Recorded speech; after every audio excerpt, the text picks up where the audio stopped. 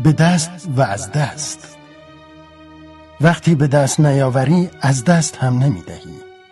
نمیتوانی به دست بیاوری و از دست ندهی. این غیر ممکن است. خلاف ناموس هستی است. به دست آوردن از دست دادن را در دل خود دارد. این یک قانون ازلی است.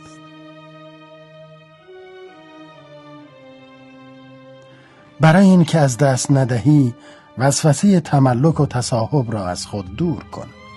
چیزی را از آن خود نکن. به حوزه منیت خود در نیاور تا اندوه از دست دادنش را نخوری. یک سالک به دنبال تملک و تصاحب این و آن نیست. برای او چیزها فقط هستند، همین. هیچ احساس تملکی در کار نیست. زیرا سالک نه چیزی را به اسارت میگیرد و نه خود به اسارت میرود. از منظر او هر چیزی آزاد است، خواه در خدمت او باشند و خواه نباشند.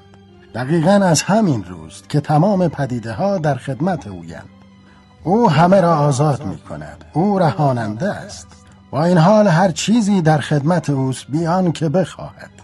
برخوردار می شود بیان که نقشه‌ای کشیده باشد. یک سالک همواره من حیث لا یحتسب بهره‌مند است. او با دو بال بود و نبود حرکت می کند. او روح و روانش را از وسوسه داشتن خلاص کرده است. اگر چیزی را از آن خود کردی، منتظر باش که روزی از دستش بدهی و میدهی و غمگین و محزون خواهی شد.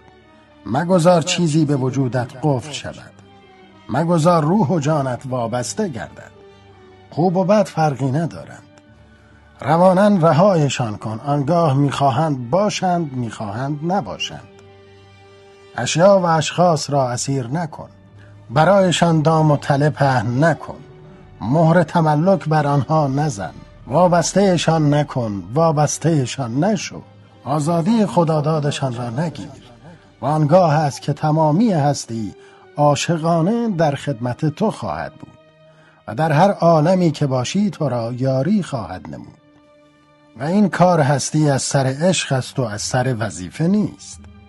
زیرا تو با همه پدیده ها رابطه عاشقانه برقرار کردی. کاش نکته را بگیری. ای دوست، چون عشق دهی عشق خواهی گرفت. آزادی دهی آزادی خواهی گرفت. رها کنی رها خواهی شد. و چون آگاهی دهی آگاه تر شوی. این هستی بسیار هوشمند است. وقتی دست خدا در کار است، دست من و تو دگر دست نیست تا بخواهد چیزی را به دست آورد یا از دست بدهد. وقتی عمیقاً دریابی که همه چیز در دستان خداست، هر دست دیگری را جز مجازی بیش نخواهی دید. دستت را خالی کن تا خداوند همه جهانها را در آن قرار دهد. قنوت نزد من چنین معنایی دارد.